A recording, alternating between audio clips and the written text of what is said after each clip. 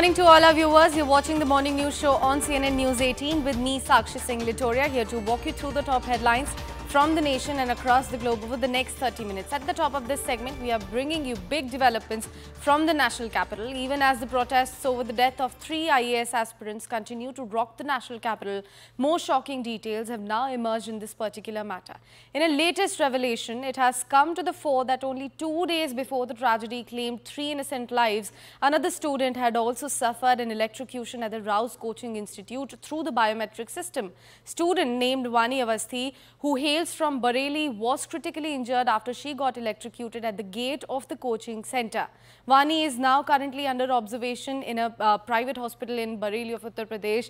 The incident shows how the coaching management had ignored several repeated warnings and incidents before this tragedy took place. Yesterday, the Delhi High Court also transferred the probe into the matter of the CBI and in fact grabbed the Delhi government and the police for these lapses as well. The court has also said that the government must halt the culture of freebies or else must get ready to face such tragedies every monsoon. Sir, लड़की का नाम वानी है। यहाँ पे अभी 1 से 2 हफ्ते पहले बारिश हुई थी, तो उसकी वजह से नॉर्मली सब अर्थिंग आता है, लोहे की चीज़ों में अर्थिंग आता है। तो यहीं पे लोहे का गेट था जिसमें बायोमेट्रिक लगा हुआ है, तो उसमें अर्थिंग आई थी और वही गेट उन्होंने थोड़ा सा ओपन करने की ने जैसे पकड़ा तो उनमें उनको करंट लग गया था। उसके बाद उनको नॉर्मलाइज करने की भी कोशिश करी थी, बट ये था कि वो बार बार बोल रही थी कि मेरा हाथ पैर ना सुन हो रहा है। फिर उसके बाद उनको अब यहीं पे पास में हॉस्पिटल था राम मनोहर लोहिया RML, वहाँ पे उनको शिफ्ट किया था। वहाँ पे वो 1-2 दिन ICU में रहीं।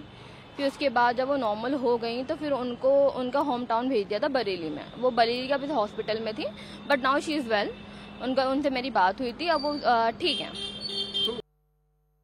नहीं, उसका स्वागत है, लेकिन देखिए ओल्ड राजेंद्र नगर की घटना में क्या ऐसी चीज है जो कि इतनी जांच की आवश्यकता है।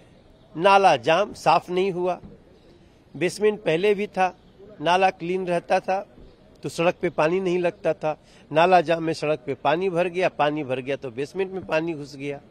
फिर भी देखते हैं, माननीय कोर्ट ने जो भी कहा है, मुझे तो लगता था कि मैं अपेक्षा करता हूं कि माननीय कोर्ट इसमें जो भी दोषी हैं वो दिख रहे हैं, उनको पनिश करना चाहिए। देखिए, मैं सिर्फ चाहूंगा ना कि नॉन पार्टीजन इन्वेस्टिगेशन हो। CBI की जो हाल के दिनों में भूमिका देखी है, तो ऐसा ना हो कि कंक्लूजन का चैप्टर पहले से पकड़ा दिया जाए और तब इन्वेस्टिगेशन करने को कहा जाए। हम उनसे उम्मीद करते हैं कि मौतें हुई हैं, बच्चों को, यूथ को झटका लगा। आप एक होलसम इन्वेस्टिगेशन करिए बिना भय या पक्षपात के।